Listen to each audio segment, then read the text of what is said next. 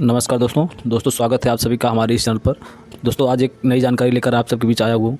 ये जानकारी है आपकी ज़मीन से जुड़ी हुई। आपकी ज़मीन के सीमांकन के संबंध में धारा 24 से है।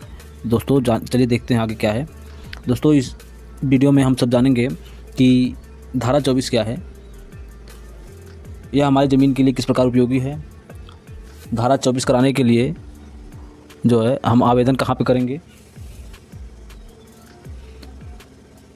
धारा 24 के आवेदन में क्या क्या अभिलेख या कागज़ ज़रूरत पड़ेगी दोस्तों। उसके बाद जो है इसमें हम देखेंगे कि धारा 24 से सीमांकन या पैमाइश कराने के लिए सरकारी शुल्क कितना लगेगा, कहाँ जमा होगा, इसको भी देखेंगे। उसके बाद जो है सरकारी नाप पैमाइश किस प्रकार से पूरी होगी आपकी, ये सब आज सभी जानकारी जो है हम लोग आगे देखने वाले हैं। दोस्तों वीडियो को स्किप मत करिएगा, पूरा वीडियो देखिएगा तभी आपको जो है संपूर्ण जानकारी मिल पाएगी। दोस्तों धारा 24 जो है, धारा 24 क्या है। धारा 24 आपकी ज़मीन की सीमा जो है, आपकी ज़मीन जो है, जैसे ये आपका प्लाट है तो इस प्लाट की जो सीमा है, ये बॉर्डर सीमा से संबंधित विवाद जो होते हैं ना, कोई कहता है कि हमारे मेड़ तोड़ लिए हैं, बगल वाले काश्तकार हमारा मेड़ जोत लिए हैं, तो इन सब के विवादों का निपटारा जो है धारा 24 के अंतर्गत किया जाता है दोस्तों। अब जैसे आप जान लीजिए, जैसे आपका जो है कोई प्लाट है, आपका कोई प्लाट है, प्लाट नंबर 6 आपका है, ठीक है, प्लाट नंबर 6 आपका प्लाट है और आपके प्लाट के बगल गाटा संख्या या भूखंड संख्या 5 है और भूखंड संख्या 7 है, ठीक है।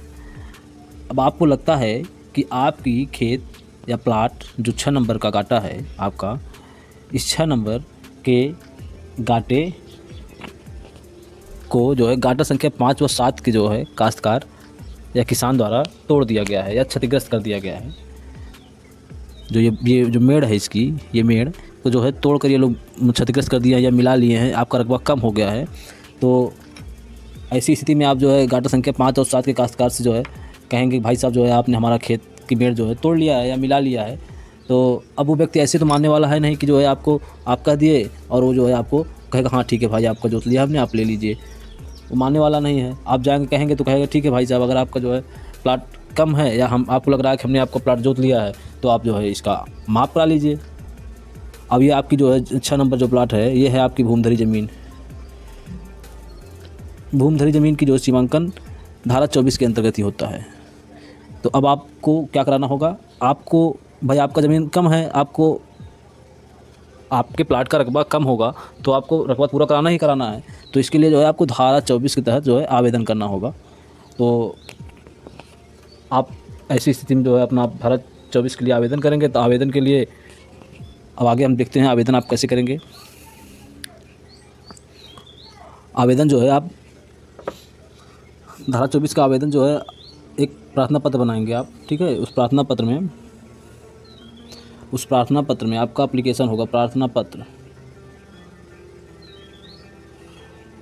पत्र में जो है आप अपने जो गाटा है, खेत है या प्लाट है, उसमें जिन जिन व्यक्तियों का नाम है उन सब के नाम से आप जो है आवेदन करेंगे। उनके पिता का नाम लिखिए और उसके लिए जो है आप प्रमाणित नक्शा लगाइए। आप जिस भी ग्राम के हैं वहाँ का प्रमाणित नक्शा आप जो है अभिलेखागार से आप उसकी प्रमाणित प्रति निकलवा लीजिए, उसको उसमें आपको लगाना पड़ेगा। उसके बाद जो है आपको खसरा, संबंधित गाटे का खसरा, खतौनी और आपका जो विवाद है उस विवाद का जो है आपको संक्षिप्त विवरण लिख के आपको आवेदन करना होगा। एक चीज़ और है, इस आवेदन के लिए आपको सरकारी शुल्क जमा करना होगा। तो अब आप अपने संबंधित तहसील में ये पता कर लीजिए कि सरकारी माप के लिए शुल्क जमा कहाँ पर होता है। तो वहाँ से आप उतना शुल्क जमा करके आप उसकी रसीद ले लीजिए। उस रसीद को भी इस प्रार्थना पत्र के साथ उसको आप जो है लगा दीजिए। तो ये आपका आवेदन पत्र जो है तैयार हो जाएगा पूरी तरह से, ठीक है दोस्तों। चलिए आगे देखते हैं।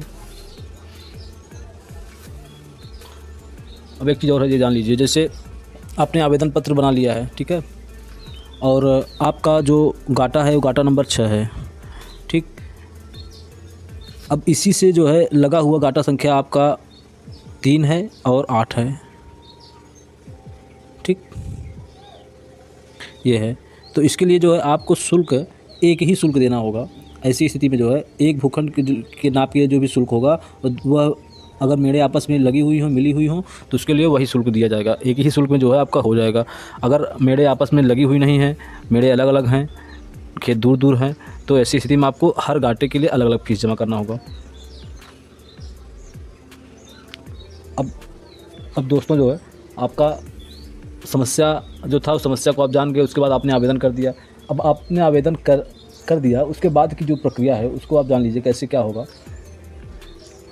आपने जब आवेदन कर देंगे अपना, तो आवेदन की जो है जांच की जाएगी तहसील में, संबंधित पटल पर जब जाएगा ये, तो उसकी जांच की जाएगी कि इसमें अभिलेख सारे लगे हैं कि नहीं लगे हैं, प्रार्थना पत्र लगा है, खसरा खतौनी नक्शा और शुल्क की रसीद ये लगी होगी। तो उसके बाद जो है आवेदन आप संबंधित अधिकारी जो होते हैं उनके पास जाएगा, तो उसमें आदेश पारित करते हैं। आदेश पारित कर देंगे कि संबंधित कर्मचारी या अधिकारी इसको जाकर मौके पर इसकी जो है पैमाइश करें।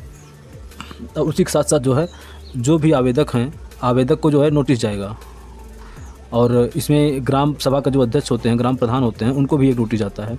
उसके बाद जो है सीमांकन की कार्रवाई जो है राजस्व निरीक्षक होते हैं वो करते हैं। राजस्व निरीक्षक जो है जाके मौके पे उस प्लाट की जो है सीमांकन करेंगे। सीमांकन करने के बाद वहाँ का जो है स्थल ज्ञाप जो होता है उपस्थिति पत्र बनाएंगे और उपस्थित व्यक्तियों से हस्ताक्षर कराएंगे, पक्ष विपक्ष से हस्ताक्षर कराएंगे और उसकी एक रिपोर्ट बनाएंगे। उस रिपोर्ट में ये दर्शाएंगे कि अमुक व्यक्ति का जो पैमाइश किया गया उसमें इनका जो रकबा घट रहा था या कम हो रहा था वो किस व्यक्ति के घाटे में जा रहा है। ये सब जानकारी संपूर्ण रिपोर्ट उसकी तैयार करेंगे। तैयार करने के बाद जो है उसको वापस तहसील में संबंधित पटल पर जमा कर देंगे। तो इसमें आगे की प्रक्रिया ये होगा कि जब पता चल जाएगा कि इस व्यक्ति के खेत में या प्लाट में आपका खेत जा रहा है, तो उस व्यक्ति को नोटिस भेजा जाएगा न्यायालय द्वारा। उस न्यायालय द्वारा उसमें नोटिस भेजा जाएगा कि आप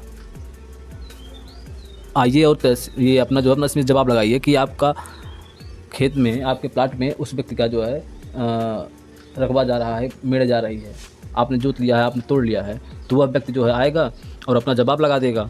उसके बाद जो है उसमें फाइनल जो है समुचित आदेश जो है हो जाता है, समुचित आदेश हो जाएगा। उसके बाद की जो प्रक्रिया है पत्थर नसब होता है या सीमा स्तंभ होता है, सीमांकन जिसे कहते हैं ना, पत्थर नसब की कार्रवाई। तो जो आपका मेड़ जो सही मेड़ जहाँ होनी चाहिए वहाँ पे आके उसको जो है पत्थर गड़वा दिया जाएगा। ये इसकी धारा 24 की ये प्रक्रिया है। ये आपको पूरा एक तरफ से लेकर बताया गया है। आपकी सारी बातें लगभग समझ में आ गई होंगी।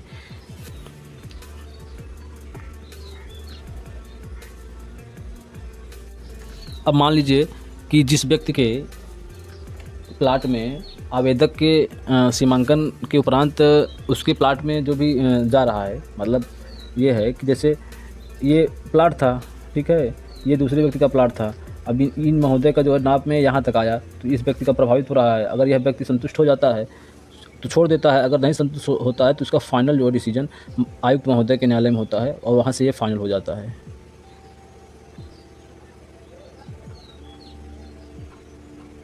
ठीक है दोस्तों, आपको ये जानकारी कैसी लगी हमें कमेंट बॉक्स में ज़रूर बताइएगा और हमारे चैनल को सब्सक्राइब करें और वीडियो अच्छा लगा हो तो वीडियो को लाइक करें। धन्यवाद।